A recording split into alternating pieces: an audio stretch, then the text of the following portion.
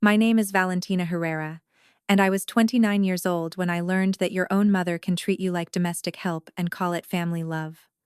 I hadn't slept well for 3 weeks. I had just closed the toughest quarter of my career as a private chef in Monterrey, and my body was crying out for a bed, a long silence, and a meal someone else had cooked for me.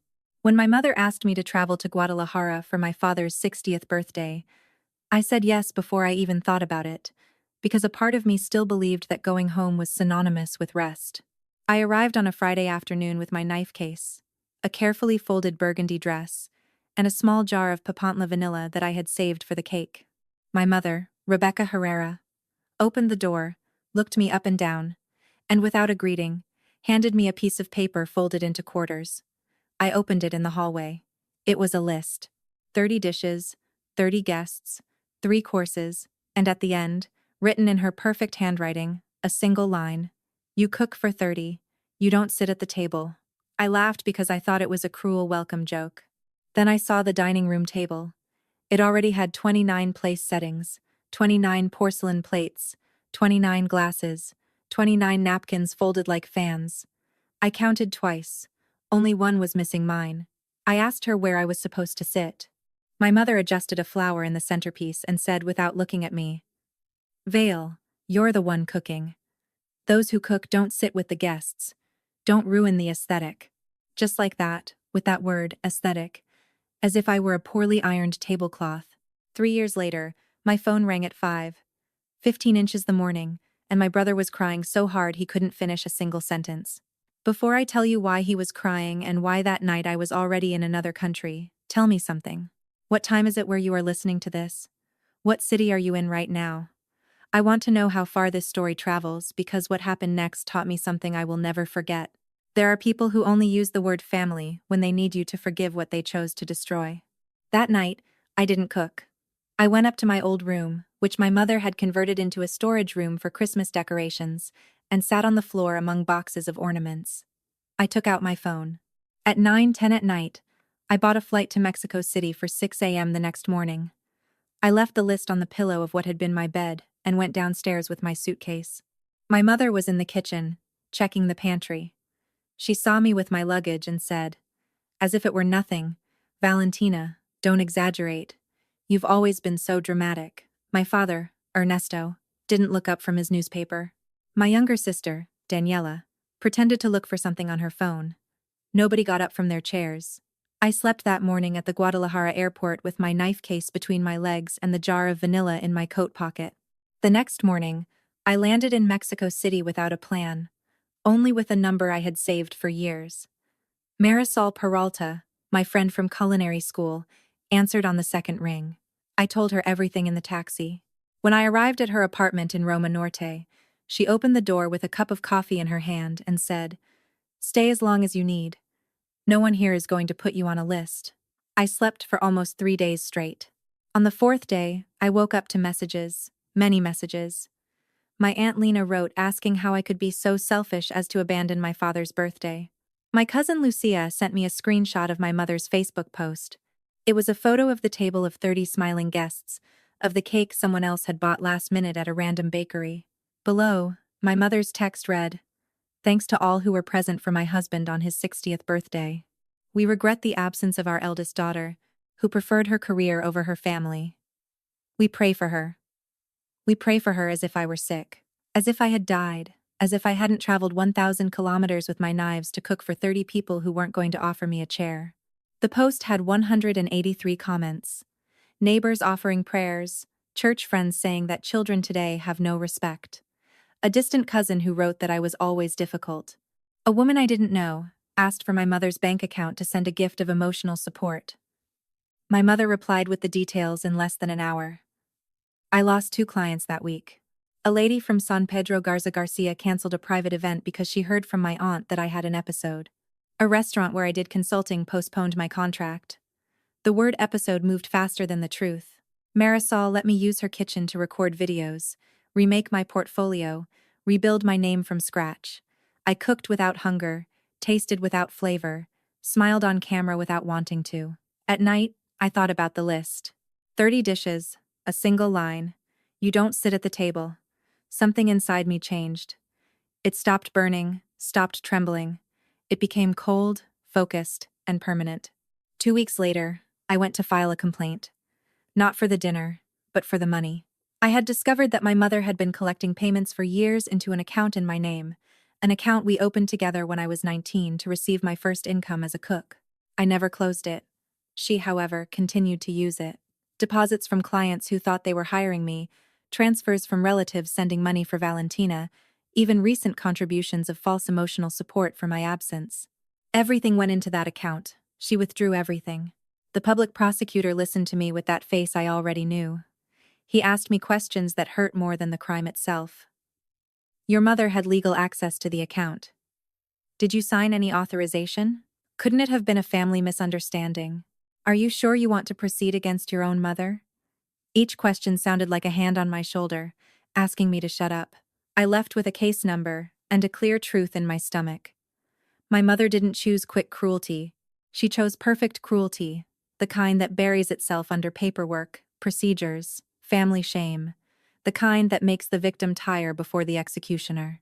Marisol had a cousin who was a lawyer, Renata Ucaranza, specialized in financial crimes. I met her at a cafe in Condessa. I brought her a folder with screenshots, 5 years of bank statements, transfers with names, messages from clients confirming they had paid into Valentina's account. Renata reviewed everything in silence for 20 minutes. Then she closed the folder, looked at me, and said, "They counted on you being too tired to fight this." It was the first time in weeks that someone saw me completely. We started building the case. Each deposit with a date, each withdrawal with a location, each client willing to sign that they believed they were paying me. I recovered messages from Daniela, my sister, where my mother asked her not to tell me that she was still using the account, because Valentina is very intense about money. I even got testimony from a neighbor who heard my mother boast at a meal that her eldest daughter was unknowingly supporting her household. My mother, upon learning of the lawsuit, told the family that I was inventing everything out of spite. She literally called it an accounting tantrum. That phrase, accounting tantrum, stuck to me like a splinter. I repeated it out loud in front of the mirror until it stopped hurting and started to disgust me. The process took 2 years and 4 months. 2 years of postponed hearings, of my mother arriving with tissues in hand and visible rosaries, of my father denying he knew anything, of my sister changing her version 3 times. 2 years of my Aunt Elena calling me to tell me that the family was suffering and that I could stop everything with a signature. 2 years of not signing anything. At the final hearing, Renata projected the monthly deposits on the screen. 57 months of transactions. My mother tried to cry at the exact moment the largest transfer appeared, one for 82,000 pesos that a client had sent for a banquet I never collected. The judge asked her to calm down or leave the room. My mother chose to stay. It was the first time I saw her choose something uncomfortable so as not to lose her audience. The sentence arrived on a Tuesday. Restitution for 467,800 pesos. Additional moral damages. Shared legal costs. My mother appealed. She said the amount was unfair, that the judge hadn't understood the family dynamics, that I was being manipulated by outsiders. She lost the appeal 3 months later. I didn't celebrate. I sat in Marisol's borrowed kitchen. I placed the copy of the ruling next to the jar of Papantla vanilla that I had kept all that time and whispered, "Now it's time to collect." The execution of the judgment was faster than my mother expected. Est inférieure à. Image est supérieure à. An embargo on her personal account, a precautionary embargo on the family home registered only in her name, a retention order on a piece of land in Chapala that she had inherited from my grandmother, an official letter sent to 2 banks where my father had joint accounts, which were frozen while the origin of certain deposits was clarified. The word embargo traveled faster than any gossip. My mother's social world began to crumble piece by piece. The church leadership asked her to stop coordinating charity dinners. The wives' group at the country club stopped including her in breakfasts. The woman who had donated emotional support money publicly demanded its return on the same Facebook where my mother had asked for prayers. My father, retired from an insurance company, started receiving uncomfortable calls from former colleagues. Daniela lost her engagement to the son of a family who no longer wanted to be associated with a tarnished surname. Then the phone rang. 5:15 inches the morning. My brother Sebastian, whom I hadn't heard from in 3 years, was crying on the other end. Vale, Mom isn't eating. Dad isn't sleeping. The lawyers keep calling. Please, please, stop this. I let him cry for a full minute. Then I asked him a single question. Sebastian, that night of the birthday, when I came down with my suitcase, why didn't you get up from your chair? Silence. A long, thick silence that answered more than any confession. I hung up without saying goodbye. I waited 6 days before traveling to Guadalajara. Not out of fear, but out of method. They had made me wait 3 years. I could make them wait 6 days. I arrived at the house on a Saturday at 11 inches the morning. I parked in front. The facade was still the same. Pruned bougainvillea, white-painted gates, the same clay pot where my mother hid the spare key. I rang the doorbell. Daniela opened it, pale, with swollen eyes. Behind her, in the living room, they weren't alone. My mother had convened a committee. Aunt Elena, Father Joaquin from the parish, a family therapist I had never seen, my father standing by the window, hands clasped behind his back as if at a wake. They had prepared an ambush with neutral witnesses. I almost laughed. I walked in without greeting anyone and stood still. My mother began with a prepared speech. She said she had made mistakes, that the stress of recent years had led her to confusing decisions, that as a mother she had always wanted the best for me, that the family deserved to heal. She used the word heal 4 times in 2 minutes. I asked her to say aloud, in front of Father Joaquin and the therapist, exactly what she had done, not heal, but done, with verbs, with dates. My mother lowered her voice. She said she had managed money that came into an account. I told her, say it correctly. She repeated, I took money from an account in your name. I asked her, how much and for how long? She looked at Father Joaquin, seeking rescue. The priest didn't look back at her. Finally, she said, 57 months, 467,800 pesos. The therapist, who until that moment had been taking notes, lifted her pen and asked in a calm voice, Mrs. Herrera, did you know that account did not legally belong to you? My mother did not answer. That silence, the third I heard from that family, was what split the room in two. Father Joaquin closed his notebook. Aunt Elena covered her mouth with her hand. Daniela began to cry.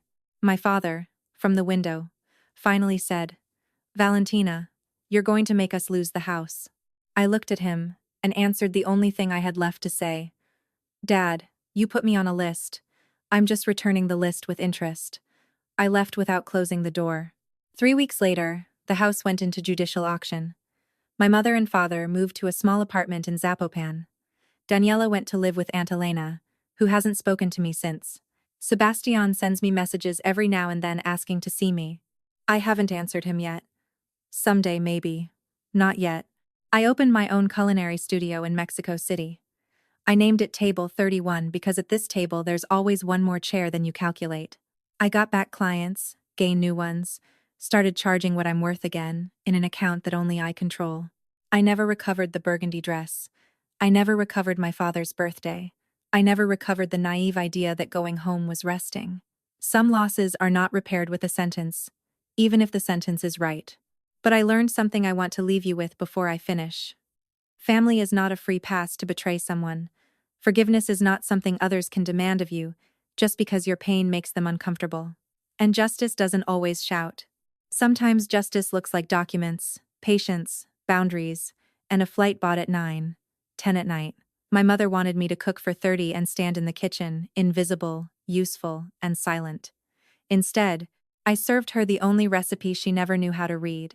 The truth, slow-cooked, with evidence. And now I ask you, who are listening to this in your car, in your bed, in your kitchen, on your night shift. If someone used the word family to steal your work, your money, your dignity, or your place at the table, would you forgive in silence just to make others comfortable? Or would you get up from that chair, even if they never offered it to you, and force them to look squarely at what they did?